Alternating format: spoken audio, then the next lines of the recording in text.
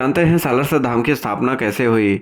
यह घटना सन 1754 की है। सीकर के रुल्याड़ी ग्राम के निवासी लक्ष्मी रामजी पटोदिया के सबसे छोटे पुत्र मोहनदास जी बचपन से ही संत प्रवृत्ति के थे। सत्संग और पूजा अर्चना में शुरू से ही मन उनका लगता था। उनके जन्म के समय ही ज्योतिषियों ने भविष्यवाणी की थी कि आगे चलकर यह बालक तेजस्वी संत बनेगा और दुनिया में इसका नाम रोशन होगा। मोहनदास की बहन कानी का विवाह सालासर ग्राम में हुआ था। एकमात्र पुत्र उदय के जन्म के कुछ समय पश्चात ही वह विधवा हो गई हैं। मोहनदास जी अपनी बहन और भांजे को सहारा देने की गरज से सालासर आकर साथ रहने लगे। उनकी मेहनत से कानी के खेत सोना उगलने लगे। अभाव के बादल छट गए और उनके घर हर याचक को आश्रय मिलने लगा। भांजा उदय भी बड़ा हो गया तथा उसका विवाह कर दिया गया। एक दिन मामा भांजे दोनों मिलकर खेत में कृषि का कार्य कर रहे थे। तभी मोहनदास के हाथ से किसी ने गड़ासा छीनकर दूर फेंक दिया। मोहनदास पुनः उठा लाया और कार्य में लग गए। पुनः किसी ने गड़ासा छीनकर दूर फेंक दिया। ऐसा कई बार हुआ। उदय दूर से देख रहा था। वह निकट आया और मामा को कुछ देर आराम करने की सलाह दी। मोहनदास जी ने कहा कि कोई उनके हाथ से जबरन गड़ासा छीनकर फेंक रहा है। शाम को उदय ने अपनी बहन कान्ही से इस बात की चर्चा की। कान्ही ने सोचा कि भाई का विवाह करवा देते हैं, फिर सब ठीक हो जाएगा। यह बात मोहनदास को ज्ञात हुई तो उन्होंने कहा कि जिस लड़की से मेरे विवाह की बात चलाओगी उसकी मृत्यु हो जाएगी। और वास्तव में ऐसा ही हुआ।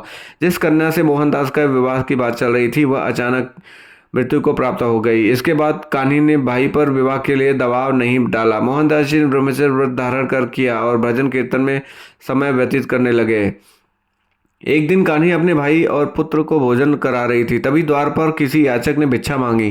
कान्ही को जानने में कुछ देर हो गई। वह पहुंची तो उसे एक परछाई मात्र दृष्टिगोचर हुई। पीछे पीछे मोहनदास जी भी दौड़ आए थे। उन्हें सच्चाई ज्ञात थी कि वह तो स्वयं बालाजी थे। कान्ही को अपने विलंब पर बहुत पश्चाताप हुआ। वह मोहनदास जी से बालाजी के दर्शन कराने का आग्रह करने लगी। मोहनदास जी ने उन्हें धैर्य रखने की सलाह दी। लगभग 1.5-2 माह पश्चात किसी साधु ने पुनः नारायण हरि का उच्चारण किया, जिसे सुन कान्ही दौड़ी दौड़ी मोहनदास जी के पास गई। मोहनदास द्वार पर पहुंचे तो देखते हैं कि वह साधु वेशधारी बालाजी ही थे जो अब तक वापस हो लिए थे। मोहनदास तेजी से पीछे दौड़े और उनके चरणों में लौट गए तथा विलंब के लिए क्षमा याचना करने लगे। तब बालाजी वास्तविक रूप में प्रकट हुए और बोले, मैं जानता हूँ मोहनदास, तुम सच्चे मन से सदैव मुझे जपते हो। तुम्हारी निश्चल भक्ति से मैं बहुत प्रसन्न हूँ। मैं तुम्हारी हर मनोकामना पूर्ण करूंगा। बोलो। मोहनदास विनयपूर्वक बोले, आप मेरी बहन कान्ही को दर्शन दीजिए। भक्तवत्सल बालाजी ने आग्रह स्वीकार कर लिया और कहा, मैं पवित्र आसन पर विराजूंगा और मिश्री सहित खीर व चूरमे का भोग स्वीकार करूंगा। भक्ति शिरोमणि मोहनदास प्रेम बालाजी को अपने घर लाए और बहन भाई ने आदर सहित अत्यंत कृतज्ञता से उन्हें मनपसंद भोजन कराया। सुंदर और स्वच्छ शैया पर विश्राम के पश्चात भाई बहन के निश्चल सेवा से प्रसन्न हो बालाजी ने कहा कि कोई भी मेरी छाया को अपने ऊपर करने की चेष्टा नहीं करेगा।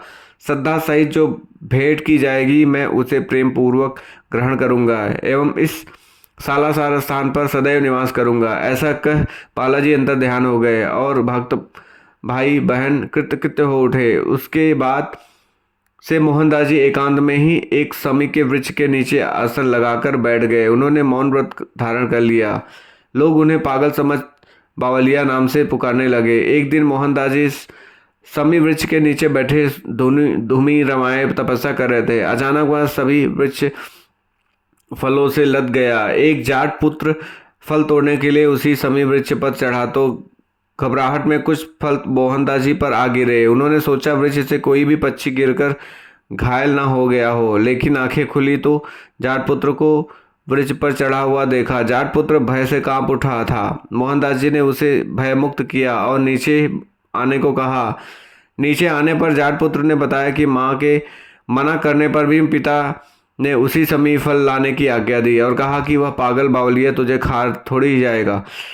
तब बाबा मोहनदास जी ने कहा कि अपने पिता से कहना कि इन फलों को खाने वाला व्यक्ति जीवित नहीं रहता है।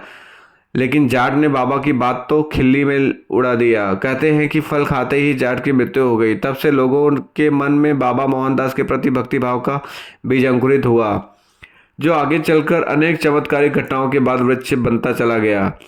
एक बार भांजे उदय ने देखा कि बाबा के शरीर पर पंजों के बड़े बड़े निशान हैं।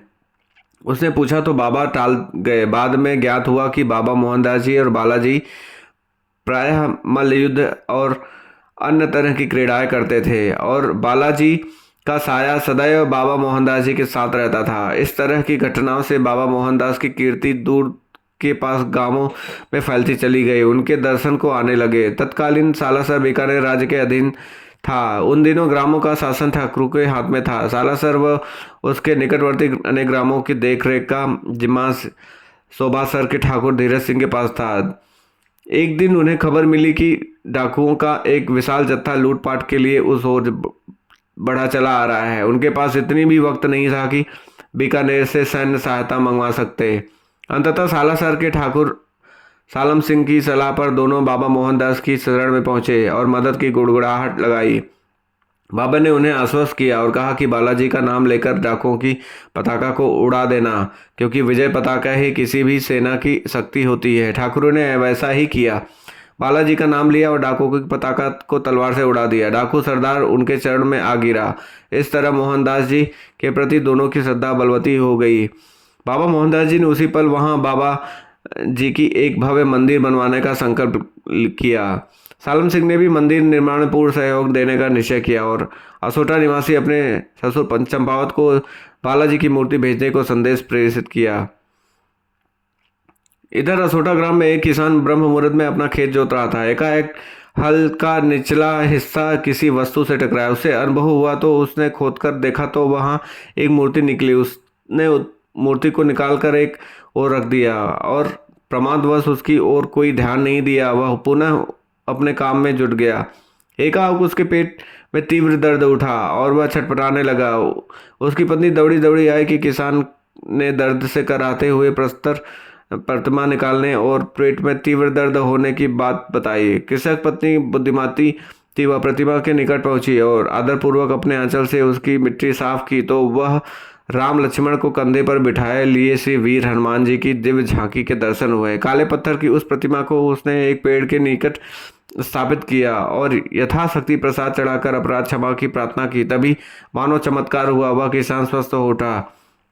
इस चमत्कार की खबर आग की तरह सारे गांव में फैल गई। असोटा के ठाकुर चंपावत भी दर्शन को आए। उस मूर्ति में अपनी हवेली में ले गए। उसी रात ठाकुर को बोला जी बालाजी ने स्वप्न में दर्शन दिए और मूर्ति को सालासर पहुंचाने की आज्ञा दी।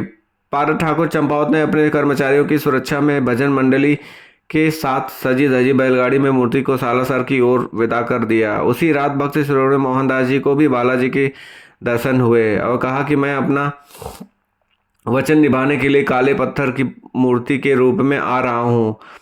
पारद ठाकुर सालम सिंह वह अनेक ग्रामवासी ने बाबा मोहनदास जी के साथ मूर्ति का स्वागत किया और सन 1754 में शुक्ल नवमी को शनिवार के दिन पूर्ण विधि विधान से हनुमान जी की मूर्ति की स्थापना हुई।